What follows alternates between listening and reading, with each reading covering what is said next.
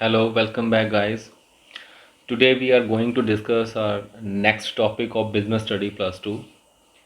Topic ਦਾ ਨਾਮ ਹੈ nature features ਔਰ ਕਰੈਕਟਰਿਸਟਿਕਸ ਆਫ ਮੈਨੇਜਮੈਂਟ। ਫਸਟ ਲੈਕਚਰ ਦੇ ਵਿੱਚ ਆਪਾਂ ਇਹ ਦੇਖਿਆ ਸੀ ਕਿ ਮੈਨੇਜਮੈਂਟ ਦਾ ਮੀਨਿੰਗ ਕੀ ਹੁੰਦਾ ਹੈ, ਮੈਨੇਜਮੈਂਟ ਕਿਸ ਤਰ੍ਹਾਂ ਵਰਕ ਕਰਦੀ ਹੈ, ਮੈਨੇਜਮੈਂਟ ਦੇ ਅਲੱਗ-ਅਲੱਗ ਜੋ ਕਨਸੈਪਟਸ ਦਿੱਤੇ ਗਏ ਹੈ ਉਹਨਾਂ ਦੇ ਅਕੋਰਡਿੰਗ ਮੈਨੇਜਮੈਂਟ ਦਾ ਮੀਨਿੰਗ ਕੀ ਬਣਦਾ ਹੈ। ਰਾਈਟ, ਇਸ ਟੌਪਿਕ ਦੇ ਅੰਦਰ ਆਪਾਂ ਇਹ ਦੇਖਣਾ ਹੈ ਕਿ ਮੈਨੇਜਮੈਂਟ ਦੇ ਕਿਹੜੇ-ਕਿਹੜੇ ਫੀਚਰਸ ਹੁੰਦੇ ਆ, ਮੈਨੇਜਮੈਂਟ ਕਰੈਕਟਰਿਸਟਿਕਸ ਕੀ ਹੁੰਦੇ ਆ। So let's start our topic. ਹਾਂਜੀ, ਜਿਵੇਂ ਕਿ ਤੁਸੀਂ ਦੇਖ ਰਹੇ ਹੋ, ਫਸਟ ਮੈਨੇਜਮੈਂਟ ਦਾ ਫੀਚਰ ਕੀ ਲਿਖਿਆ ਕਿ management is a goal oriented process. ਦੇਖੋ, ਆਪਾਂ ਸਟਾਰਟਿੰਗ ਦੇ ਵਿੱਚ ਇੱਕ ਗੱਲ ਕਰਦੇ ਸੀ ਕਿ ਮੈਨੇਜਮੈਂਟ ਦਾ ਕੋਈ ਨਾ ਕੋਈ ਇੱਕ ਮਕਸਦ ਹੁੰਦਾ ਹੈ। ਅਸੀਂ ਕਿਉਂ ਮੈਨੇਜਮੈਂਟ ਨੂੰ ਪਰਫਾਰਮ ਕਰਦੇ ਹਾਂ, ਕਿਉਂ ਅਸੀਂ ਦੂਜਿਆਂ ਦੀਆਂ ਐਕਟੀਵਿਟੀਜ਼ ਨੂੰ ਪਰਫਾਰਮ ਕਰਦੇ ਹਾਂ, ਅਸੀਂ ਪਲੈਨਿੰਗ ਕਿਉਂ ਕਰਦੇ ਹਾਂ, ਅਸੀਂ ਆਰਗੇਨਾਈਜ਼ਿੰਗ ਕਿਉਂ ਕਰਦੇ ਹਾਂ, ਅਸੀਂ ਕੰਟਰੋਲਿੰਗ ਕਿਉਂ ਕਰਦੇ ਹਾਂ। ਸੋ ਹਰ ਇੱਕ ਕੰਮ ਕਰਨ ਦੇ ਪਿੱਛੇ ਸਾਡੇ ਕੋਲ ਇੱਕ ਕਾਰਨ ਹੈ, ਵਾਈ। ਠੀਕ ਹੈ, ਅਸੀਂ ਇੱਕ ਕਦਮ ਵੀ ਅਗਰ ਪੱਟਦੇ ਹਾਂ, ਚੱਲਦੇ ਹਾਂ, ਤਾਂ ਉਸ ਕਦਮ ਚੱਕਣ ਦੇ ਪਿੱਛੇ ਵੀ ਸਾਡਾ ਇੱਕ ਕਾਰਨ ਹੈ ਕਿ ਵਾਈ। ਅਸੀਂ ਤੁਰ ਕਿਉਂ ਰਹੇ ਹਾਂ, ਅਸੀਂ ਖਾਣਾ ਕਿਉਂ ਖਾ ਰਹੇ ਹਾਂ, ਹਰ ਚੀਜ਼ ਦੇ ਪਿੱਛੇ ਇੱਕ ਰੀਜ਼ਨ ਹੈ। ਇਸੇ ਤਰ੍ਹਾਂ ਮੈਨੇਜਮੈਂਟ ਦਾ ਵੀ ਇੱਕ ਰੀਜ਼ਨ ਹੈ ਕਿ ਮੈਨੇਜਮੈਂਟ ਪਰਫਾਰਮ ਕਿਉਂ ਕੀਤੀ ਜਾਂਦੀ ਹੈ। ਸੋ ਉਸ ਰੀਜ਼ਨ ਦੇ ਵਿੱਚ ਕੀ ਲਿਖਿਆ ਗਿਆ ਕਿ ਮੈਨੇਜਮੈਂਟ ਕੀ ਹੈ, ਇੱਕ ਗੋਲ ਓਰੀਐਂਟਡ ਪ੍ਰੋਸੈਸ ਹੈ। ਕਿ ਮੈਨੇਜਮੈਂਟ ਦਾ ਏਮ ਕੀ ਹੈ, ਸਭ ਤੋਂ ਪਹਿਲਾਂ ਕੀ ਹੈ, ਟੂ ਸੈੱਟ। ਕਿ ਮੈਨੇਜਮੈਂਟ ਦਾ ਏਮ ਹੈ ਉਸ ਨੂੰ ਸੈੱਟ ਕਰਨਾ। ਸਭ ਤੋਂ ਪਹਿਲਾਂ ਅਸੀਂ ਗੋਲ ਨੂੰ ਸੈੱਟ ਕਰਨਾ ਹੈ, ਉਸ ਤੋਂ ਬਾਅਦ ਅਸੀਂ ਜਿਹੜੇ ਆਪਣੀ ਐਫਰਟਸ ਹੋਣਗੀਆਂ ਉਸ ਨੂੰ ਅਸੀਂ ਉਸ ਗੋਲ ਨੂੰ ਅਚੀਵ ਕਰਨ ਦੇ ਲਈ ਯੂਜ਼ ਕਰਨਾ ਹੈ। ਕਿ ਉਹ ਪ੍ਰੀ ਡਿਟਰਮਿਨਡ ਜਿਹੜੇ ਗੋਲਸ ਹੈ ਸਾਡੇ, ਅਸੀਂ ਉਸ ਨੂੰ ਅਚੀਵ ਕਿਵੇਂ ਕਰੀਏ। ਸੋ ਸਾਡੀ ਨੈਕਸਟ ਜਿਹੜਾ ਪ੍ਰੋਸੈਸ ਹੈ ਉਹਦੇ ਉੱਪਰ ਚੱਲੂਗਾ। ਕਲੀਅਰ। ਸੈਕਿੰਡ ਸਾਡਾ ਫੀਚਰ ਹੈ ਕਿ ਮੈਨੇਜਮੈਂਟ ਇਜ਼ ਯੂਨੀਵਰਸਲਾਈਜ਼ਡ ਨੇਚਰ ਦੀ ਹੁੰਦੀ ਹੈ। ਦੇਖੋ, ਯੂਨੀਵਰਸਲ ਕਰੈਕਟਰ ਕੀ ਹੈ, ਯੂਨੀਵਰਸਲਾਈਜ਼ਡ ਦਾ ਮਤਲਬ ਹੁੰਦਾ ਹੈ ਕਿ ਕਿਸੇ ਚੀਜ਼ ਨੂੰ ਅਗਰ ਪੂਰੀ ਦੁਨੀਆ ਦੇ ਵਿੱਚ ਮਾਨਤਾ ਮਿਲ ਜਾਵੇ ਤਾਂ ਉਸ ਨੂੰ ਅਸੀਂ ਬੋਲਦੇ ਹਾਂ ਕਿ ਇਹ ਚੀਜ਼ ਕੀ ਹੈ, ਯੂਨੀਵਰਸਲ ਟਰੁੱਥ ਹੈ ਜਾਂ ਯੂਨੀਵਰਸਲ ਇਸ ਦਾ ਨੇਚਰ ਹੈ। ਜਿਵੇਂ ਅਸੀਂ ਕਹਿ ਦਈਏ ਕਿ ਅਗਰ ਬੁਖਾਰ ਹੈ ਤਾਂ ਬੁਖਾਰ ਤੋਂ ਸਾਨੂੰ ਕੁਨੀਨ ਦਿੱਤੀ ਜਾਂਦੀ ਹੈ, ਤਾਂ ਉਹ ਸਾਰੀ ਦੁਨੀਆ ਦੇ ਵਿੱਚ ਹੀ ਪ੍ਰੋਵਾਈਡ ਕੀਤੀ ਜਾਂਦੀ ਹੈ। ਇਸੇ ਤਰ੍ਹਾਂ ਜਦੋਂ ਅਸੀਂ ਸਾਇੰਸ ਦੀ ਗੱਲ ਕਰੀਏ ਕਿ ਸਾਇੰਸ ਦਾ ਕੋਈ ਵੀ ਰੂਲ ਜਿਹੜਾ ਹੈ, ਦੇਖੋ ਜਦੋਂ ਸਾਇੰਸ ਦੇ ਰੂਲਸ ਨੂੰ ਸਰਵ ਵਿਆਪਕਤਾ ਮਤਲਬ ਕਿ ਯੂਨੀਵਰਸਲ ਲੈਵਲ ਦੇ ਉੱਪਰ ਉਸ ਨੂੰ ਜਿਹੜੀ ਹੈ ਅਸੈਪਟੈਂਸ ਦਿੱਤੀ ਜਾਂਦੀ ਹੈ, ਤਾਂ ਹੀ ਉਹ ਸਾਇੰਸ ਬਣਦੀ ਹੈ। ਅਦਰਵਾਈਜ਼ ਉਹ ਆਰਟ ਔਰ ਸਾਇੰਸ ਦੇ ਵਿੱਚ ਇਹੀ ਫਰਕ ਹੈ। ਆਰਟ ਦਾ ਮਤਲਬ ਕੀ ਹੈ ਕਿ ਤੁਹਾਡਾ ਆਪਣਾ ਕੋਈ ਨੇਚਰ ਹੈ, ਕਿਸੇ ਚੀਜ਼ ਨੂੰ ਕਰਨ ਦੀ ਤੁਹਾਡੀ ਕਲਾ ਹੈ। ਇੱਕ ਆਰਟਿਸਟ ਹੁੰਦਾ, ਦੇਖੋ ਹਰੇਕ ਆਰਟਿਸਟ ਦੀ ਕਲਾ ਅਲੱਗ-ਅਲੱਗ ਹੁੰਦੀ ਹੈ। ਰਾਈਟ, ਲੇਕਿਨ ਜਦੋਂ ਸਾਇੰਸ ਦੇ ਅਸੀਂ ਰੂਲਸ ਦੀ ਗੱਲ ਕਰਦੇ ਹਾਂ ਤਾਂ ਯੂਨੀਵਰਸਲਾਈਜ਼ਡ ਹੁੰਦੇ ਆ, ਉਹਨਾਂ ਦਾ ਨੇਚਰ ਇੱਕੋ ਹੀ ਹੁੰਦਾ, ਉਹਨਾਂ ਦੇ ਰੂਲ ਇੱਕ ਹੁੰਦਾ। ਅਗਰ ਅਸੀਂ ਕਰੀਏ ਕਿ ਪਾਣੀ ਦਾ ਫਾਰਮੂਲਾ ਕੀ ਹੈ ਜਾਂ ਅਸੀਂ ਕਿਸੇ ਹੋਰ ਫਾਰਮੂਲੇ ਦੀ ਗੱਲ ਕਰੀਏ, ਅਸੀਂ CO2 ਦੀ ਗੱਲ ਕਰੀਏ, ਤਾਂ CO2 ਜੋ ਹੈ, ਤਾਂ CO2 ਹਰ ਜਗ੍ਹਾ ਦੇ ਉੱਪਰ ਇੱਕੋ ਹੀ ਹੈ। ਇਹ ਨਹੀਂ ਹੈ ਕਿ CO2 ਇੱਥੇ CO2 ਹੈ ਤਾਂ ਅਮਰੀਕਾ 'ਚ ਜਾ ਕੇ ਕੁਛ ਹੋਰ ਬਣ ਜਾਏਗਾ ਜਾਂ ਕਿਸੇ ਹੋਰ ਕੈਨੇਡਾ 'ਚ ਜਾ ਕੇ ਉਹ ਕੁਛ ਹੋਰ ਬਣ ਜਾਏਗਾ, ਨਹੀਂ, ਉਹਦਾ ਰੂਲ ਇੱਕ ਹੈ। ਇਸੇ ਕਰਕੇ ਉਹ ਕੀ ਹੈ, ਸਾਇੰਸ ਹੈ। ਇਸੇ ਤਰ੍ਹਾਂ ਜੋ ਮੈਨੇਜਮੈਂਟ ਹੈ ਉਸ ਨੂੰ ਵੀ ਯੂਨੀਵਰਸਲ ਨੇਚਰ ਦਾ ਦਿੱਤਾ ਜਾਂਦਾ ਹੈ। ਰੀਜ਼ਨ ਕੀ ਹੈ ਕਿ ਕੋਈ ਵੀ ਕੰਮ ਕਰਨਾ ਹੋਵੇ ਪਹਿਲਾਂ ਪਲੈਨਿੰਗ ਕਰਨੀ ਹੀ ਪਊਗੀ। ਕੋਈ ਵੀ ਕੰਮ ਹੈ ਉਸ ਦੇ ਲਈ ਤੁਹਾਨੂੰ ਮੈਨੇਜਮੈਂਟ ਪਰਫਾਰਮ ਕਰਨੀ ਹੀ ਪਊਗੀ। ਕੋਈ ਵੀ ਕੰਮ ਤੋਂ ਮਤਲਬ ਚਾਹੇ ਅਸੀਂ ਉਸ ਨੂੰ ਕਾਰਪੋਰੇਟ ਸੈਕਟਰ ਦੇ ਵਿੱਚ ਲੈ ਲਈਏ, ਚਾਹੇ ਉਸ ਨੂੰ ਅਸੀਂ ਐਜੂਕੇਸ਼ਨਲ ਸੈਕਟਰ ਦੇ ਵਿੱਚ ਲਈਏ, ਚਾਹੇ ਉਸ ਨੂੰ ਅਸੀਂ ਸਪਿਰਿਚੁਅਲ ਸੈਕਟਰ 'ਚ, ਚਾਹੇ ਸਪੋਰਟਸ ਸੈਕਟਰ 'ਚ, ਚਾਹੇ ਅਸੀਂ ਆਪਣੇ ਘਰ ਦੇ ਵਿੱਚ ਹੀ ਕਿਉਂ ਨਹੀਂ ਕਰਨੀ ਮੈਨੇਜਮੈਂਟ, ਤਾਂ ਸਾਨੂੰ ਉਸ ਨੂੰ ਪਰਫਾਰਮ ਕਰਨਾ ਹੀ ਪਊਗਾ। ਕੋਈ ਵੀ ਐਕਟੀਵਿਟੀ ਕਰੀਏ ਤਾਂ ਸਾਡੀ ਮੈਨੇਜਮੈਂਟ ਉੱਥੇ ਪਰਫਾਰਮ ਹੁੰਦੀ ਹੈ। ਕਲੀਅਰ। ਸੋ ਇਸ ਕਰਕੇ ਮੈਨੇਜਮੈਂਟ ਨੂੰ ਕੀ ਹੈ, ਇੱਕ ਯੂਨੀਵਰਸਲ ਕਰੈਕਟਰ ਬੋਲਿਆ ਗਿਆ ਔਰ ਇਸੇ ਕਰੈਕਟਰ ਦੇ ਕਰਕੇ ਹੀ ਮੈਨੇਜਮੈਂਟ ਨੂੰ ਇੱਕ ਸਾਇੰਸ ਦਾ ਦਰਜਾ ਮਿਲੂਗਾ। ਅੱਗੇ ਅਸੀਂ ਪੜ੍ਹਾਂਗੇ ਉਸ ਚੀਜ਼ ਨੂੰ ਕਿ ਮੈਨੇਜਮੈਂਟ ਨੂੰ ਸਾਇੰਸ ਕਿਉਂ ਬੋਲਿਆ ਜਾਂਦਾ ਹੈ, ਉਹਦੇ ਵਿੱਚ ਇਹ ਫੀਚਰ ਜਿਹੜਾ ਹੈ ਐਡ ਹੋਊਗਾ ਕਿ ਠੀਕ ਹੈ। ਥਰਡ ਪ੍ਰੋਸੈਸ ਇਹਦਾ ਕੀ, ਥਰਡ ਨੇਚਰ ਇਸ ਦੀ ਕੀ ਹੈ, ਕੰਟੀਨਿਊਅਸ ਪ੍ਰੋਸੈਸ ਹੈ। ਕਿ ਮੈਨੇਜਮੈਂਟ ਜਿਹੜੀ ਹੈ ਉਸ ਦੇ ਜੋ ਫੰਕਸ਼ਨਸ ਹੈ, ਮੈਨੇਜਮੈਂਟ ਦੀਆਂ ਜੋ ਐਕਟੀਵਿਟੀਜ਼ ਨੇ, ਉਸ ਨੂੰ ਕੰਟੀਨਿਊਅਸ ਲੈਵਲ ਦੇ ਉੱਪਰ ਜਿਹੜਾ ਹੈ ਬਾਰ-ਬਾਰ ਰਿਪੀਟ ਕੀਤਾ ਜਾਂਦਾ ਹੈ। It is a continuous or never ending process. After achieving the first it performed for the next one. ਜਦੋਂ ਤੁਸੀਂ ਇੱਕ ਟਾਰਗੇਟ ਨੂੰ ਰੱਖਿਆ, ਅਚੀਵ ਕੀਤਾ, ਉਸ ਤੋਂ ਬਾਅਦ ਅਸੀਂ ਮੈਨੇਜਮੈਂਟ ਦੇ ਸੇਮ ਫੰਕਸ਼ਨਸ ਜਿਹੜੇ ਹੈ ਨੈਕਸਟ ਸਾਡੇ ਟਾਰਗੇਟ ਦੇ ਲਈ ਉਸ ਨੂੰ ਪਰਫਾਰਮ ਕਰਨਾ ਸ਼ੁਰੂ ਕਰ ਦਾਂਗੇ। ਮੈਨੇਜਮੈਂਟ ਕਦੇ ਐਂਡ ਨਹੀਂ ਹੁੰਦੀ, ਇਹ ਨੈਵਰ ਐਂਡਿੰਗ ਪ੍ਰੋਸੈਸ ਹੈ। ਆਪਾਂ ਕੀ ਗੱਲ ਕੀਤੀ ਸੀ ਕਿ ਮੈਨੇਜਮੈਂਟ ਇਜ਼ ਅ ਪ੍ਰੋਸੈਸ, ਉਹਦਾ ਹੀ ਇਹ ਪੁਆਇੰਟ ਹੈ ਕਿ ਮੈਨੇਜਮੈਂਟ ਇੱਕ ਕੰਟੀਨਿਊਸ ਪ੍ਰੋਸੈਸ ਹੈ। ਕਦੋਂ ਖ਼ਤਮ ਹੋਊਗੀ, ਜਦੋਂ ਬਿਜ਼ਨਸ ਦੀ ਲਾਈਫ ਖ਼ਤਮ ਹੋ ਜਾਂਦੀ ਹੈ। ਕਲੀਅਰ। फोर्थ पॉइंट है साडा कि इस नूं असीं एक ग्रुप एक्टिविटी का नाम दिता। देखो जदों असीं उत्थे एक्टिविटीज़ पढ़ियां सी तो उत्थे असीं ऑलरेडी डिस्कस कर चुके सी कि मैनेजमेंट एक ग्रुप एक्टिविटी है, क्योंकि कोई इकल्ला परसन अपनी ਜ਼ਰੂਰਤਾਂ ਨੂੰ पूरा नहीं कर सकता, तो उसनूं की करना पऊगा, अपने फैलो बीइंग्स के नाल रल के काम नूं करना पऊगा। ना तो अलोन मैनेजर्स ही काम कर सकते हैं, ना अलोन वर्कर काम कर सकते हैं। सो होगा कि इस दे विच it refers to group activity which is performed by group of persons. ਇਹ ਉਹ ਐਕਟੀਵਿਟੀ ਹੈ, ਉਹ ਕਿਰਿਆ ਹੈ ਜਿਸ ਨੂੰ ਕੁਝ ਬੰਦੇ ਮਿਲ ਕੇ ਪਰਫਾਰਮ ਕਰਦੇ ਆ। ਉਹ ਕਿਹੜੇ ਬੰਦੇ ਹੁੰਦੇ ਆ? ਜਿਸ ਦੇ ਵਿੱਚ ਅਸੀਂ ਮੈਨੇਜਰਸ ਨੂੰ ਵੀ ਇਕੱਠੇ ਕਰਦੇ ਹਾਂ, ਜਿਸ 'ਚ ਅਸੀਂ ਵਰਕਰਸ ਨੂੰ ਵੀ ਲੈ ਕੇ ਚੱਲਦੇ ਹਾਂ। ਠੀਕ ਹੈ, ਸੋ ਇਸ ਕਰਕੇ ਇਹ ਗਰੁੱਪ ਐਕਟੀਵਿਟੀ ਹੈ। ਨੈਕਸਟ ਪੁਆਇੰਟ ਹੈ ਸਾਡਾ, it is a dynamic function. ਦੇਖੋ ਡਾਇਨਾਮਿਕ ਫੰਕਸ਼ਨ ਕਿਹਨੂੰ ਕਿਹਾ ਜਾਂਦਾ ਹੈ? ਡਾਇਨਾਮਿਕ ਤੇ ਰਿਜਿਡ ਦੋ ਤਰ੍ਹਾਂ ਦੇ ਫੰਕਸ਼ਨ ਹੁੰਦੇ ਆ। ਰਿਜਿਡ ਫੰਕਸ਼ਨ ਉਹ ਹੁੰਦਾ ਜਿਹੜਾ ਕਿ ਇੱਕੋ ਹੀ ਤਰੀਕੇ ਦੇ ਨਾਲ ਜਿਹੜਾ ਹੈ ਫੰਕਸ਼ਨ ਕਰੇ, ਉਹ ਆਪਣੇ ਆਪ ਨੂੰ ਕਦੇ ਚੇਂਜ ਨਹੀਂ ਕਰਦਾ। ਲੇਕਿਨ ਜੋ ਡਾਇਨਾਮਿਕ ਫੰਕਸ਼ਨ ਹੁੰਦਾ ਹੈ, ਇਹ according to the environment, according to the situation, according to the demand of time, ਇਹ ਆਪਣੇ ਆਪ ਨੂੰ ਜਿਹੜਾ ਹੈ ਚੇਂਜ ਕਰ ਲੈਂਦਾ। ਦੇਖੋ ਜੋ ਮੈਨੇਜਮੈਂਟ ਹੈ ਉਹ ਰਿਜਿਡ ਨੇਚਰ ਦੀ ਨਹੀਂ ਹੁੰਦੀ। ਇਹ ਨਹੀਂ ਹੁੰਦਾ ਕਿ ਤੁਸੀਂ ਇੱਕ ਪਲਾਨ ਕਰ ਲਿਆ ਔਰ ਅਸੀਂ ਅੱਖਾਂ ਮੀਚ ਕੇ ਉਹਦੇ ਮੁਤਾਬਿਕ ਹੀ ਚੱਲਣਾ ਹੋਊਗਾ, ਉਹਨੂੰ ਅਸੀਂ ਕਦੇ ਚੇਂਜ ਨਹੀਂ ਕਰ ਸਕਦੇ। ਅਸੀਂ ਆਪਣੀ ਕੰਟਰੋਲਿੰਗ ਟੈਕਨੀਕਸ ਨੂੰ ਟਾਈਮ ਟੂ ਟਾਈਮ ਚੇਂਜ ਕਰਦੇ ਹਾਂ, ਅਸੀਂ ਆਪਣੀ ਪਰਸੋਨਲਸ ਦੀ ਨੀਡ ਨੂੰ ਟਾਈਮ ਟੂ ਟਾਈਮ ਚੇਂਜ ਕਰਦੇ ਹਾਂ, ਅਸੀਂ ਆਪਣੀ ਪਲੈਨਿੰਗ ਨੂੰ ਵੀ ਟਾਈਮ ਟੂ ਟਾਈਮ ਚੇਂਜ ਕਰਦੇ ਹਾਂ। ਕਿਉਂ? ਕਿਉਂਕਿ ਮਾਰਕੀਟ ਜੋ ਹੈ ਉਹ ਆਪਣੇ ਆਪ ਨੂੰ ਚੇਂਜ ਕਰਦਾ ਰਹਿੰਦਾ ਹੈ। ਮਾਰਕੀਟ ਡਾਇਨਾਮਿਕ ਨੇਚਰ ਦਾ ਹੁੰਦਾ ਹੈ, ਮਾਰਕੀਟ ਚੇਂਜ ਕਰਦਾ, ਫਲੈਕਸੀਬਲ ਹੋਊਗਾ ਤਾਂ ਮੈਨੇਜਮੈਂਟ ਵੀ ਉਹਦੇ ਅਕੋਰਡਿੰਗ ਕੀ ਹੈ, ਫਲੈਕਸੀਬਲ ਹੁੰਦੀ ਹੈ। ਸੋ ਇੱਥੇ ਕੀ ਲਿਖਿਆ? It refers to a dynamic function as it is not rigid in nature. ਕਿ ਮੈਨੇਜਮੈਂਟ ਰਿਜਿਡ ਨਹੀਂ ਹੁੰਦੀ, ਇਹ ਸਟ੍ਰਿਕਟ ਨਹੀਂ ਹੁੰਦੀ ਕਿ ਇੱਕ ਵਾਰ ਰੂਲ ਬਣ ਗਿਆ ਤਾਂ ਉਵੇਂ ਹੀ ਸਾਨੂੰ ਚੱਲਣਾ ਪਊਗਾ। ਇਟ ਚੇਂਜ, ਜਦੋਂ ਚੇਂਜ ਅਕਰਡ ਹੋਣਗੀਆਂ ਕਾਹਦੇ ਵਿੱਚ? ਇਨ ਇਨਵਾਇਰਮੈਂਟ। ਜਦੋਂ ਇਨਵਾਇਰਮੈਂਟ ਚੇਂਜ ਹੋਊਗਾ ਤਾਂ ਮੈਨੇਜਮੈਂਟ ਵੀ ਨਾਲ ਨਾਲ ਚੇਂਜ ਹੋਏਗੀ। ਸੋ ਇਹ ਚੇਂਜ ਹੀ ਜੋ ਹੈ ਇਸ ਨੂੰ ਡਾਇਨਾਮਿਕ ਬੋਲਿਆ ਜਾਂਦਾ। ਕਲੀਅਰ? ਨੈਕਸਟ ਹੈ ਆਪਣੇ ਕੋਲ ਮੈਨੇਜਮੈਂਟ ਇਜ਼ ਇਨਟੈਂਜੀਬਲ। ਦੇਖੋ ਇਨਟੈਂਜੀਬਲ ਕਿਹਨੂੰ ਕਿਹਾ ਗਿਆ? +1 ਦੇ ਵਿੱਚ ਅਸੀਂ ਦੇਖਿਆ ਸੀ ਕਿ ਐਸੈਟਸ ਕੀ ਹੁੰਦੀ ਹੈ, ਐਸੈਟ ਕਿੰਨੀ ਤਰ੍ਹਾਂ ਦੀ ਹੁੰਦੀ ਹੈ। ਉਹਦੇ ਵਿੱਚ ਇੱਕ ਫਿਕਸ ਐਸੈਟ ਆਈ ਸੀ। ਫਿਕਸ ਐਸੈਟ ਫਿਰ ਦੋ ਪਾਰਟ ਦੀ ਹੋ ਜਾਂਦੀ ਹੈ, ਇੱਕ ਟੈਂਜੀਬਲ, ਇੱਕ ਇਨਟੈਂਜੀਬਲ। ਇਨਟੈਂਜੀਬਲ ਜਿਸ ਨੂੰ ਦੇਖਿਆ ਜਾਂ ਛੂਹਿਆ ਨਹੀਂ ਜਾ ਸਕਦਾ। ਸੋ ਕਿਆ ਮੈਨੇਜਮੈਂਟ ਨੂੰ ਦੇਖਿਆ ਛੂਹਿਆ ਜਾ ਸਕਦਾ?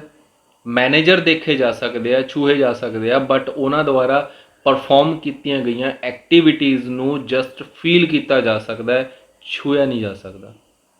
ਠੀਕ ਹੈ, ਇਸ ਕਰਕੇ ਜਿਹੜੀ ਚੀਜ਼ ਨੂੰ ਅਸੀਂ ਨਹੀਂ ਛੂਹ ਸਕਦੇ ਉਸ ਨੂੰ ਅਸੀਂ ਇਨਟੈਂਜੀਬਲ ਕਹਿ ਦਿੰਦੇ ਹਾਂ ਸਾਡੀ ਕਾਮਰਸ ਲੈਂਗੁਏਜ ਦੇ ਵਿੱਚ।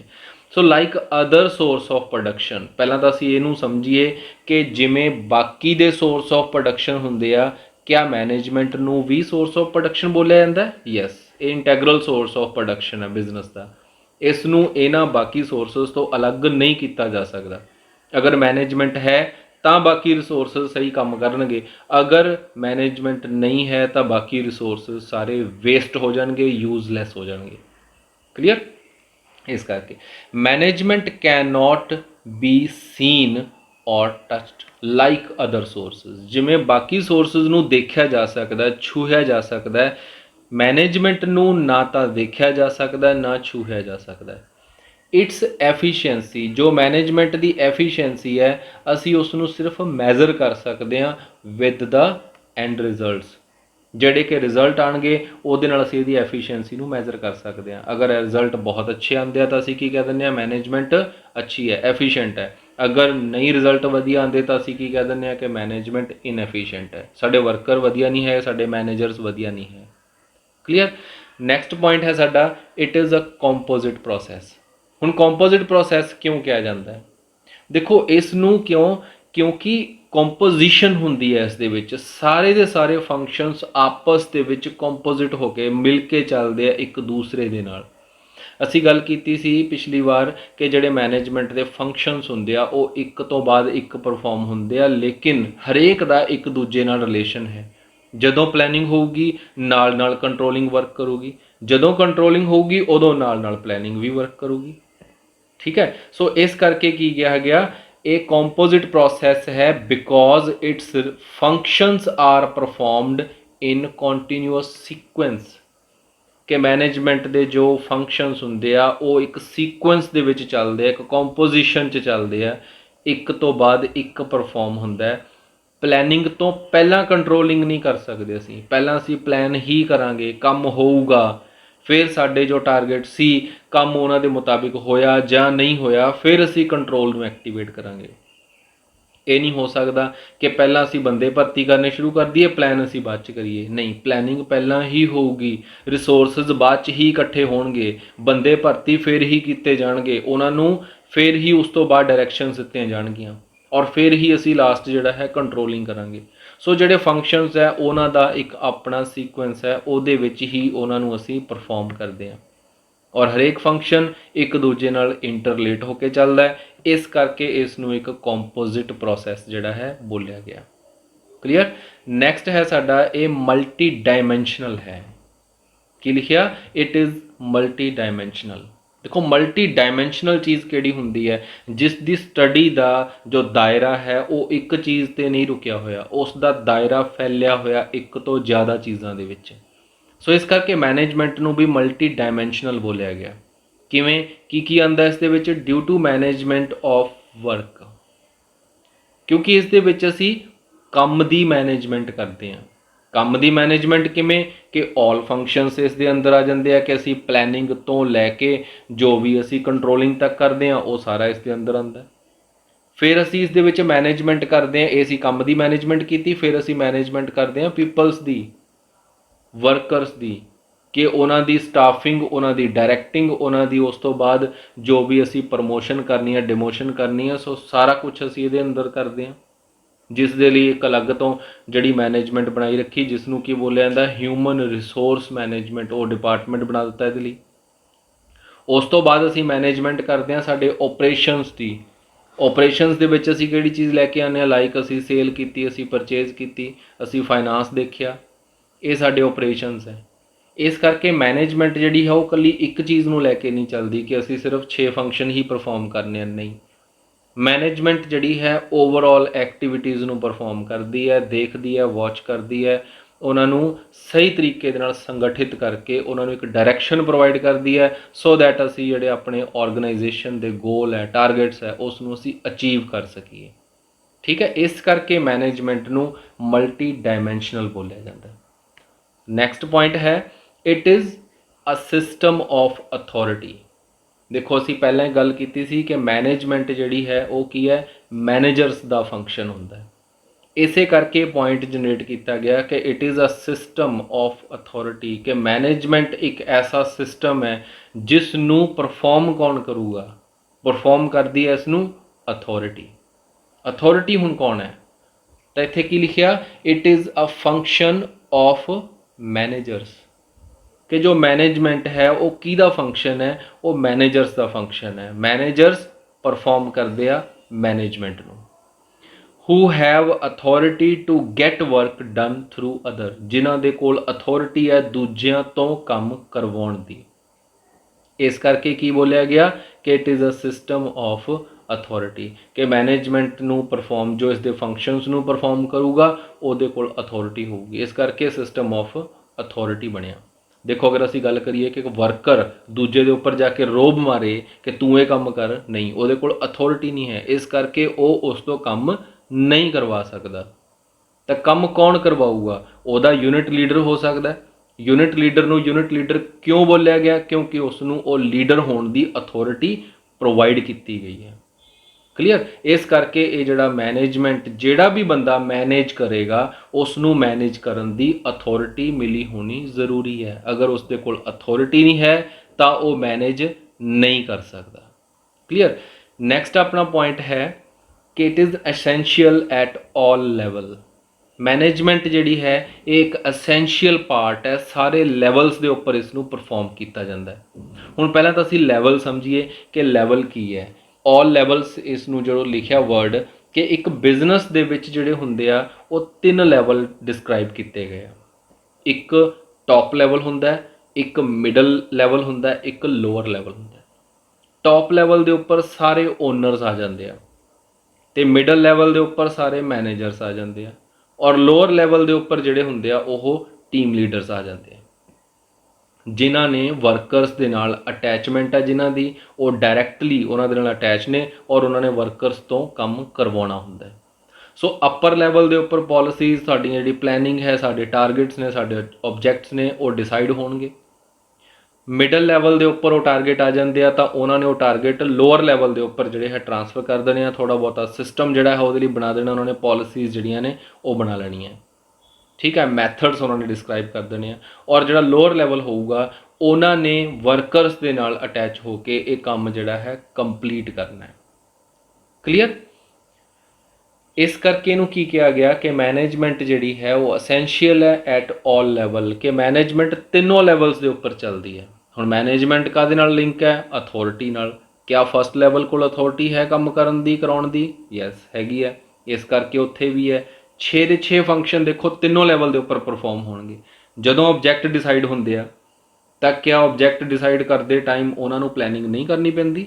ਸਾਰਾ ਕੁਝ ਕਰਨਾ ਪਊਗਾ।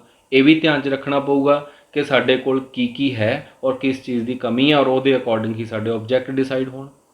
ਉਸ ਤੋਂ ਬਾਅਦ ਮਿਡਲ ਲੈਵਲ ਦੇ ਉੱਪਰ ਆ ਗਏ, ਜਦੋਂ ਉਹਨਾਂ ਨੇ ਉਹ ਕੰਮ ਅੱਗੇ ਯੂਨਿਟ ਲੀਡਰਸ ਨੂੰ ਵੰਡਣਾ ਹੈ, ਉਹਨਾਂ ਨੇ ਉਹ ਕੰਮ ਅੱਗੇ ਕਰਵਾਉਣਾ ਹੈ ਤਾਂ ਉਹਨਾਂ ਨੂੰ ਸਹੀ ਤਰੀਕੇ ਨਾਲ ਕਿਵੇਂ ਕੰਮ ਕਰਵਾਉਣਾ ਹੈ, ਕੌਣ ਕਿੰਨਾ ਕੰਮ ਕਰੂਗਾ, ਤਾਂ ਪਲੈਨਿੰਗ ਉੱਥੇ ਵੀ ਕਰਨੀ ਪਊਗੀ, ਕੰਟਰੋਲਿੰਗ ਉੱਥੇ ਵੀ ਕਰਨੀ ਪਊਗੀ, ਬੰਦੇ ਉੱਥੇ ਵੀ ਭਰਤੀ ਕਰਨੇ ਪੈਣਗੇ।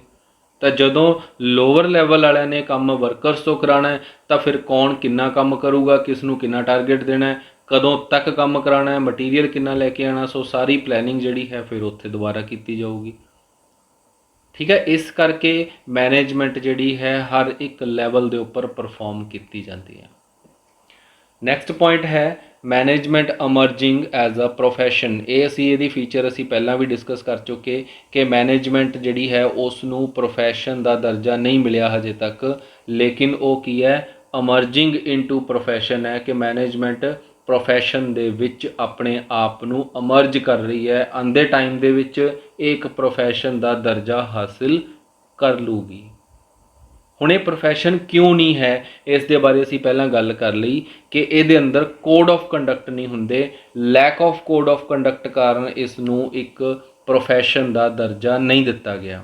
ਲੇਕਿਨ ਆਉਂਦੇ ਟਾਈਮ ਦੇ ਵਿੱਚ ਹੋ ਸਕਦਾ ਹੈ ਕਿ ਇਹਦੇ ਅੰਦਰ ਕੁਝ ਕੋਡ ਆਫ ਕੰਡਕਟ ਬਣ ਜਾਣ ਔਰ ਮੈਨੇਜਮੈਂਟ ਜਿਹੜੀ ਹੈ ਪ੍ਰੋਫੈਸ਼ਨ ਦੇ ਵਿੱਚ ਕਨਵਰਟ ਹੋ ਜੇ ਔਰ ਇਸ ਦੀਆਂ ਵੀ ਪ੍ਰੋਫੈਸ਼ਨਲ ਬਾਡੀਜ਼ ਬਣ ਜਾਣ ਜੋ ਅੱਗੇ ਕੀ ਹੈ, ਪ੍ਰੋਫੈਸ਼ਨਲ ਡਿਗਰੀਜ਼ ਪ੍ਰੋਵਾਈਡ ਕਰਕੇ ਪ੍ਰੋਫੈਸ਼ਨਲ ਮੈਨੇਜਰਸ ਨੂੰ ਪ੍ਰੋਡਿਊਸ ਕਰ ਸਕੇ। ਠੀਕ ਹੈ ਜੀ। ਨੈਕਸਟ ਪ੍ਰੋਸੈਸ ਹੈ ਆਪਣਾ, ਨੈਕਸਟ ਪੁਆਇੰਟ ਹੈ it is a social process. ਇਹਦੇ ਬਾਰੇ ਅਸੀਂ ਪਹਿਲਾਂ ਡਿਸਕਸ ਕਰ ਚੁੱਕੇ ਹਾਂ ਫਸਟ ਲੈਕਚਰ ਦੇ ਅੰਦਰ ਕਿ ਮੈਨੇਜਮੈਂਟ ਸੋਸ਼ਲ ਪ੍ਰੋਸੈਸ ਕਿਉਂ ਹੈ, ਕਿਉਂਕਿ ਇਹਦੇ ਅੰਦਰ ਇੰਟਰੈਕਸ਼ਨ ਕੀਤੀ ਜਾਂਦੀ ਹੈ internal as well as external employees ਜਾਂ ਪੀਪਲਸ ਦੇ ਨਾਲ। ਕਿ ਇੰਟਰਨਲੀ ਅਸੀਂ ਆਪਣੇ ਵਰਕਰਸ ਦੇ ਨਾਲ ਇੰਟਰੈਕਟ ਹੋ ਕੇ ਚੱਲਦੇ ਹਾਂ, ਐਕਸਟਰਨਲੀ ਅਸੀਂ ਆਪਣੇ ਕਸਟਮਰਸ ਦੇ ਨਾਲ, ਗਵਰਨਮੈਂਟ ਦੇ ਨਾਲ, ਰਿਸਰਚਰਸ ਦੇ ਨਾਲ ਜਾਂ ਕਿਸੇ ਵੀ ਹੋਰ ਜਿਹੜੇ ਬਾਹਰ ਪਰਸਨਸ ਨੇ ਅਸੀਂ ਉਹਨਾਂ ਦੇ ਨਾਲ ਇੰਟਰੈਕਸ਼ਨ ਕਰਕੇ ਚੱਲਦੇ ਹਾਂ। ਠੀਕ ਹੈ, ਅਸੀਂ ਆਪਣੇ ਪ੍ਰੋਡਕਟ ਦੇ ਬਾਰੇ ਫੀਡਬੈਕ ਲੈਣਾ, ਅਸੀਂ ਰਿਸਰਚ ਕਰਦੇ ਰਹਿਣਾ ਟਾਈਮ ਟੂ ਟਾਈਮ। ਸੋ ਅਸੀਂ ਜਿਹੜਾ ਹੈ ਬਾਹਰ ਵੀ ਸੋਸ਼ਲ ਰਿਲੇਸ਼ਨਸ ਜਿਹੜੇ ਹੈ ਮੇਨਟੇਨ ਕਰਕੇ ਚੱਲਦੇ ਹਾਂ। ਇਸੇ ਕਰਕੇ ਮੈਨੇਜਮੈਂਟ ਨੂੰ ਇੱਕ ਸੋਸ਼ਲ ਪ੍ਰੋਸੈਸ ਵੀ ਕਿਹਾ ਜਾਂਦਾ ਹੈ। ਨੈਕਸਟ ਹੈ ਜੀ ਕਿ ਮੈਨੇਜਮੈਂਟ ਆਰਟ ਵੀ ਹੈ ਅਤੇ ਸਾਇੰਸ ਵੀ ਹੈ। ਦੇਖੋ ਬੜਾ ਇੰਪੋਰਟੈਂਟ ਪੁਆਇੰਟ ਹੈ, ਇਹਦੇ ਉੱਪਰ ਵੀ ਸ਼ਾਰਟ ਨੋਟ ਕਈ ਵਾਰ ਆ ਜਾਂਦਾ ਹੈ ਕਿ ਮੈਨੇਜਮੈਂਟ ਇੱਕ ਆਰਟ ਕਿਉਂ ਹੈ, ਮੈਨੇਜਮੈਂਟ ਸਾਇੰਸ ਕਿਉਂ ਹੈ। ਇਹਨੂੰ ਆਪਾਂ ਅੱਗੇ ਵੀ ਜਾ ਕੇ ਐਕਸਪਲੇਨ ਕਰਾਂਗੇ ਵੱਡੇ ਕੁਐਸਚਨ ਦੇ ਵਿੱਚ। ਮੈਨੇਜਮੈਂਟ ਇੱਕ ਆਰਟ ਹੈ ਕਿਉਂਕਿ it is an art of getting things done through other. ਦੂਜਿਆਂ ਤੋਂ ਕੰਮ ਕਰਵਾਉਣ ਦੀ ਕਲਾ। ਤੁਸੀਂ ਕੰਮ ਕਿਵੇਂ ਕਰਵਾਉਂਦੇ ਹੋ। ਹਰੇਕ ਮੈਨੇਜਰ ਇੱਕ ਸਿਚੁਏਸ਼ਨ ਦੇ ਵਿੱਚ ਇੱਕ ਆਪਣੀ ਕਲਾ ਦੇ ਨਾਲ ਉਸ ਤੋਂ ਬਾਹਰ ਨਿਕਲ ਸਕਦਾ। ਕਿਸੇ ਤੋਂ ਓਵਰ ਟਾਈਮ ਸਾਨੂੰ ਮੰਨ ਲਓ ਕਿ ਜ਼ਿਆਦਾ ਕੰਟਰੈਕਟ ਮਿਲ ਗਿਆ, ਵੱਡਾ ਕੰਟਰੈਕਟ ਮਿਲ ਗਿਆ, ਅਸੀਂ ਜ਼ਿਆਦਾ ਪ੍ਰੋਡਕਸ਼ਨ ਕਰਨੀ ਹੈ, ਜ਼ਬਰਦਸਤੀ ਨਹੀਂ ਅਸੀਂ ਕਰਵਾ ਸਕਦੇ ਕਿਸੇ ਤੋਂ, ਕਿਉਂਕਿ ਜਿੰਨਾ ਟਾਈਮ ਸਾਡੀ ਇੱਕ ਵਰਕਰ ਦੇ ਲਈ ਅਸੀਂ ਮਿੱਥਿਆ ਹੋਇਆ ਉਸ ਤੋਂ ਜ਼ਿਆਦਾ ਅਸੀਂ ਉਹਨੂੰ ਰੋਕ ਨਹੀਂ ਸਕਦੇ। ਬਟ ਹਾਂ, ਇੱਕ ਮੈਨੇਜਰ ਦੀ ਕਲਾ ਹੈ ਕਿ ਉਹ ਵਰਕਰ ਨੂੰ ਕਿਵੇਂ ਮਨਾ ਲੈਂਦਾ ਕਿ ਉਹ ਜ਼ਿਆਦਾ ਕੰਮ ਕਰਨਗੇ, ਉਹ ਓਵਰ ਟਾਈਮ ਲਗਾਉਣਗੇ ਅਤੇ ਉਹ ਜਿਹੜੇ ਕੰਮ ਹੈ ਉਸ ਨੂੰ ਕੰਪਲੀਟ ਕਰਨਗੇ। ਠੀਕ ਹੈ, ਡਿਸਿਪਲਿਨ ਕਿਵੇਂ ਅਸੀਂ ਕ੍ਰੀਏਟ ਕਰਨਾ ਹੈ, ਕਿਵੇਂ ਅਸੀਂ ਮੇਨਟੇਨ ਕਰਕੇ ਰੱਖਣਾ ਹੈ, ਇਹ ਸਾਡੀ ਕਲਾ ਹੈ। ਇਸ ਕਰਕੇ ਹਰ ਇੱਕ ਜਿਹੜਾ ਮੈਨੇਜਰ ਹੈ ਇਹ ਉਸ ਦੀ ਆਰਟ ਹੈ ਕਿ ਉਹ ਕਿਵੇਂ ਡੀਲ ਕਰਦਾ ਹੈ ਆਪਣੇ ਵਰਕਰਸ ਨੂੰ ਔਰ ਕਿਵੇਂ ਉਹਨਾਂ ਤੋਂ ਕੰਮ ਕੰਪਲੀਟ ਕਰਵਾਉਂਦਾ ਹੈ। लेकिन ये साइंस है। साइंस क्यों है? क्योंकि ਇਹਦੇ कुछ प्रिंसीपल्स ने, इस दे कुछ रूल्स ने, ਜਿਹੜੇ ਪ੍ਰਿੰਸੀਪਲਸ ਨੂੰ ਅਸੀਂ ਫੋਲੋ ਕਰਕੇ ਚੱਲਦੇ ਹਾਂ, ਜਿਹਨੇ ਪ੍ਰਿੰਸੀਪਲਸ ਨੂੰ ਅਸੀਂ ਐਪਲੀਕੇਬਲ ਕਰਕੇ ਚੱਲਦੇ ਹਾਂ। ਔਰ ਉਹ ਪ੍ਰਿੰਸੀਪਲਸ ਦੇ ਕਰਕੇ, ਕਿਉਂਕਿ ਉਹ ਪ੍ਰਿੰਸੀਪਲਸ ਨੂੰ ਯੂਨੀਵਰਸਲ ਲੈਵਲ ਦੇ ਉੱਪਰ ਜਿਹੜੀ ਹੈ ਮਾਨਤਾ ਮਿਲੀ ਹੋਈ ਹੈ, ਉਹਨਾਂ ਨੂੰ ਮੰਨਿਆ ਜਾਂਦਾ ਹੈ, ਸਾਰੀ ਦੁਨੀਆ ਦੇ ਵਿੱਚ ਮੰਨਿਆ ਜਾਂਦਾ ਹੈ। ਐਜ਼ ਇਟ ਇਜ਼ ਜਿਵੇਂ ਉਹ ਬਣੇ ਉਵੇਂ ਹੀ ਉਹਨੂੰ ਫੋਲੋ ਕੀਤਾ ਜਾਂਦਾ ਹੈ। ਇੱਕ ਛੋਟਾ ਜਿਹਾ ਪ੍ਰਿੰਸੀਪਲ ਆਪਾਂ ਉਹਦੀ ਐਗਜ਼ਾਮਪਲ ਲੈਂਦੇ ਹਾਂ ਕਿ ਇੱਕ ਪ੍ਰਿੰਸੀਪਲ ਬਣਿਆ unity of direction. Unity of direction ਕੀ ਹੈ ਕਿ ਸਾਰਿਆਂ ਦੇ ਕੰਮ ਕਰਨ ਦੀ ਦਿਸ਼ਾ ਇੱਕ ਹੋਣੀ ਚਾਹੀਦੀ ਹੈ। ਕਹਿਣ ਦਾ ਮਤਲਬ ਸਾਡਾ ਗੋਲ ਇੱਕ ਹੋਣਾ ਚਾਹੀਦਾ, ਸਾਡਾ ਟਾਰਗੇਟ ਇੱਕ ਹੋਣਾ ਚਾਹੀਦਾ। ਹੁਣ ਦੇਖੋ, ਅਗਰ ਅਸੀਂ ਇਸ ਨੂੰ ਨਾ ਮੰਨ ਕੇ ਚੱਲੀਏ, ਹਰੇਕ ਵਰਕਰ ਦਾ ਟਾਰਗੇਟ ਅਲੱਗ ਕਰ ਦਿੰਦੇ ਹਾਂ, ਓਵਰਆਲ ਆਰਗੇਨਾਈਜੇਸ਼ਨ ਦਾ ਟਾਰਗੇਟ ਹੀ ਕੋਈ ਨਹੀਂ ਹੋਊਗਾ, ਤਾਂ ਕਿਆ ਆਰਗੇਨਾਈਜੇਸ਼ਨ ਦਾ ਇੱਕ ਗੋਲ ਜਿਹੜਾ ਹੈ ਉਹਦੇ ਉੱਪਰ ਕੰਮ ਹੋ ਪਾਊਗਾ? ਕੋਈ ਨਹੀਂ ਹੋ ਪਾਊਗਾ। ਕਿਆ ਉਹ ਅਚੀਵ ਹੋਊਗਾ? ਨਹੀਂ ਹੋਊਗਾ। ਸੋ ਇਸ ਕਰਕੇ ਉਹਨਾਂ ਨੇ ਕਿਹਾ ਕਿ ਅਗਰ ਤੁਸੀਂ ਇਹ ਪ੍ਰਿੰਸੀਪਲਸ ਨੂੰ ਮੰਨ ਕੇ ਚੱਲਦੇ ਹੋ ਤਾਂ ਜਿਹੜਾ ਬਿਜ਼ਨਸ ਆ ਉਹ ਬਹੁਤ ਬੈਟਰ ਪਰਫਾਰਮ ਕਰੂਗਾ। ਔਰ ਉਹ ਪ੍ਰਿੰਸੀਪਲਸ ਨੂੰ ਯੂਨੀਵਰਸਲ ਲੈਵਲ ਦੇ ਉੱਪਰ ਐਪਲੀਕੇਬਿਲਿਟੀ ਦਿੱਤੀ ਗਈ ਹੈ। ਸੋ ਜਦੋਂ ਉਹ ਪ੍ਰਿੰਸੀਪਲਸ ਨੂੰ ਅਸੀਂ ਇਹ 'ਚ ਫੋਲੋ ਕਰ ਲੈਂਦੇ ਹਾਂ ਤਾਂ ਅਸੀਂ ਕੀ ਕਹਿ ਦਿੰਦੇ ਹਾਂ ਕਿ ਮੈਨੇਜਮੈਂਟ ਕੀ ਹੈ? ਇੱਕ ਸਾਇੰਸ। ਪਹਿਲਾਂ ਅਸੀਂ ਗੱਲ ਕੀਤੀ ਕਿ ਜਿਹੜੀ ਚੀਜ਼, ਜਿਹੜਾ ਰੂਲ ਯੂਨੀਵਰਸਲ ਲੈਵਲ ਦੇ ਉੱਪਰ ਪੂਰੀ ਦੁਨੀਆ 'ਚ ਮੰਨਿਆ ਜਾਊਗਾ, ਉਹਦੇ ਕਰਕੇ ਉਸ ਚੀਜ਼ ਨੂੰ ਸਾਇੰਸ ਮੰਨਿਆ ਜਾਂਦਾ ਹੈ। ਇਸੇ ਕਰਕੇ ਮੈਨੇਜਮੈਂਟ ਨੂੰ ਕੀ ਹੈ? ਸਾਇੰਸ ਮੰਨਿਆ ਗਿਆ। ਨੈਕਸਟ ਹੈ ਪੁਆਇੰਟ, ਬੈਲੈਂਸਿੰਗ ਇਫੈਕਟਿਵਨੈਸ ਐਂਡ ਐਫੀਸ਼ੀਐਂਸੀ। ਹੁਣ ਦੇਖੋ, ਅਸੀਂ ਪਹਿਲਾਂ ਗੱਲ ਕੀਤੀ ਕਿ ਇਫੈਕਟਿਵਨੈਸ ਕੀ ਹੁੰਦੀ ਹੈ ਅਤੇ ਐਫੀਸ਼ੀਐਂਸੀ ਕੀ ਹੁੰਦੀ ਹੈ। ਟਾਈਮ ਦੇ ਅੰਦਰ ਅੰਦਰ ਕੰਮ ਨੂੰ ਨਿਪਟਾ ਲੈਣਾ, ਦੈਟ ਇਜ਼ ਇਫੈਕਟਿਵਨੈਸ। ਉਹਦੀ ਕੋਸਟ ਘੱਟ ਤੋਂ ਘੱਟ ਰੱਖਣੀ, that is efficiency. So management ਕੀ ਕਰਦੀ ਹੈ? ਇੱਕ ਮੈਨੇਜਰ ਦਾ ਕੀ ਕੰਮ ਹੋਊਗਾ? ਉਹਦਾ ਕੰਮ ਹੈ ਕਿ ਇਹਨਾਂ ਦੋਨਾਂ ਦੇ ਵਿਚਕਾਰ ਬੈਲੈਂਸ ਬਣਾ ਕੇ ਰੱਖਣਾ। ਸਿਰਫ ਟਾਈਮ ਨੂੰ ਨਹੀਂ ਕੰਸੀਡਰ ਕਰਨਾ, ਸਿਰਫ ਔਰ ਸਿਰਫ ਕੋਸਟ ਨੂੰ ਕੰਸੀਡਰ ਨਹੀਂ ਕਰਨਾ, ਦੋਨਾਂ ਦੇ ਵਿਚਕਾਰ ਇੱਕ ਬੈਲੈਂਸ ਮੇਨਟੇਨ ਕਰਨਾ ਹੈ। ਕਿ ਇੱਕ ਵਰਕਰ ਨੂੰ ਇਹ ਵੀ ਦੱਸਣਾ ਹੈ ਕਿ how to accomplish or complete his task within the stipulated time, ਕਿ ਜੋ ਟਾਈਮ ਉਹਨੂੰ ਦਿੱਤਾ ਗਿਆ ਉਹਦੇ ਅੰਦਰ ਅੰਦਰ ਉਸਨੇ ਉਹ ਕੰਮ ਨੂੰ ਕਿਵੇਂ ਕੰਪਲੀਟ ਕਰਨਾ ਹੈ, ਉਹਨੂੰ ਇਹ ਵੀ ਸਿਖਾਉਣਾ ਹੈ। ਅਤੇ ਇਹ ਵੀ ਦੱਸਣਾ ਹੈ ਕਿ ਉਹਦੀ ਕੋਸਟ ਜਿਹੜੀ ਹੈ ਵਿਦ ਮਿਨੀਮਮ ਕੋਸਟ ਦੇ ਨਾਲ ਉਸਨੂੰ ਅਸੀਂ ਕੰਪਲੀਟ ਕਰਨਾ ਹੈ, ਤਾਂ ਜੋ ਸਾਨੂੰ ਫਾਈਨੈਂਸ਼ੀਅਲ ਬੈਨੀਫਿਟ ਵੀ ਹੋਣ ਔਰ ਤਾਂ ਜੋ ਸਾਨੂੰ ਕੀ ਹੈ ਟਾਈਮ ਦਾ ਜੋ ਬੈਨੀਫਿਟ ਹੈ ਉਹ ਵੀ ਮਿਲੇ। ਸੋ ਇਸ ਕਰਕੇ ਸਾਡਾ ਇੱਕ ਇੱਥੇ ਗੋਲ ਵੀ ਆ, ਸਾਡਾ ਇੱਕ ਫੀਚਰ ਹੈ ਕਿ ਮੈਨੇਜਮੈਂਟ ਕੀ ਕਰਦੀ ਹੈ? ਦੋਨਾਂ ਦੇ ਵਿਚਕਾਰ ਇੱਕ ਬੈਲੈਂਸ ਮੇਨਟੇਨ ਕਰਕੇ ਰੱਖਦੀ ਹੈ। ਲਾਸਟ ਪੁਆਇੰਟ ਹੈ ਸਾਡਾ ਕਿ management is a unifying force. ਹੁਣ ਦੇਖੋ, ਇਸ ਪੁਆਇੰਟ ਦਾ ਕੀ ਮਤਲਬ ਹੋਇਆ ਕਿ ਯੂਨੀਫਾਈਂਗ ਫੋਰਸ ਕੀ ਹੈ? ਕਿ ਇਹ ਕੋਆਰਡੀਨੇਟ ਕਰਦੀ ਹੈ personal interest into group interest. ਦੇਖੋ, ਬੜਾ ਇੰਪੋਰਟੈਂਟ ਪੁਆਇੰਟ ਹੈ ਇਹ। ਅਸਲ 'ਚ ਦੇਖੋ, ਸਾਰਾ ਕੁਝ ਮੈਨੇਜਮੈਂਟ ਨਹੀਂ ਕਰਦੀ। ਮੈਨੇਜਮੈਂਟ ਕੀ ਹੈ? ਮੈਨੇਜਮੈਂਟ ਤਾਂ ਇੱਕ ਪ੍ਰਕਿਰਿਆ ਹੈ ਔਰ ਉਸਨੂੰ ਪਰਫਾਰਮ ਕੌਣ ਕਰਦਾ? ਉਸਨੂੰ ਮੈਨੇਜਰਸ ਪਰਫਾਰਮ ਕਰਦੇ ਆ। ਸੋ ਸਭ ਤੋਂ ਵੱਡਾ ਬੇਸਿਕ ਰੋਲ ਕਿਹਦਾ? ਉਹ ਮੈਨੇਜਰ ਦਾ ਹੋਏਗਾ। ਸੋ ਮੈਨੇਜਰ ਦਾ ਇੱਥੇ ਕੀ ਕੰਮ ਹੈ ਕਿ ਉਹ ਕੀ ਕਰੂਗਾ? ਇੱਕ ਪਰਸਨਲ ਇੰਟਰਸਟ ਨੂੰ ਗਰੁੱਪ ਇੰਟਰਸਟ ਦੇ ਵਿੱਚ ਕਨਵਰਟ ਕਰੂਗਾ।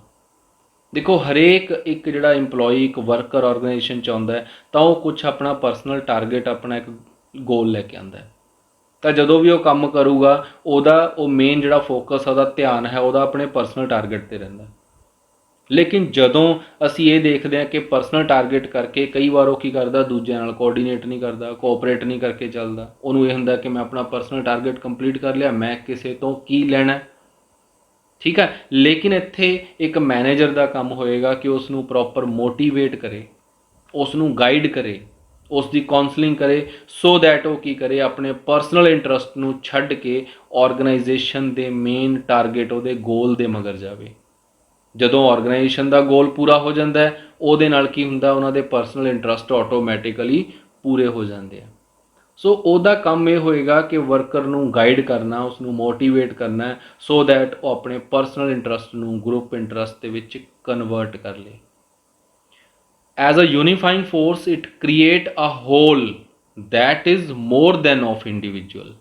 ਦੇਖੋ, ਇੱਥੇ ਦਾ ਕੀ ਕੰਮ ਹੈ ਕਿ ਇੱਕ ਹੋਲ ਮਤਲਬ ਕੀ? ਅਸੀਂ ਇੱਕ ਵੱਡਾ ਗਰੁੱਪ ਕ੍ਰੀਏਟ ਕਰਨਾ ਜਿਸ 'ਚ ਛੋਟੇ ਛੋਟੇ ਗਰੁੱਪ, ਮਤਲਬ ਪਰਸਨਲ ਇੰਟਰਸਟ ਆਟੋਮੈਟਿਕਲੀ ਕਨਵਰਟ ਹੋ ਜਾਂਦੇ ਆ। ਮਤਲਬ ਅਸੀਂ ਇੱਥੇ ਗਰੁੱਪ ਇੰਟਰਸਟ ਬਣਾਉਣਾ ਹੈ, ਪਰਸਨਲ ਇੰਟਰਸਟ ਨੂੰ ਖਤਮ ਕਰਕੇ।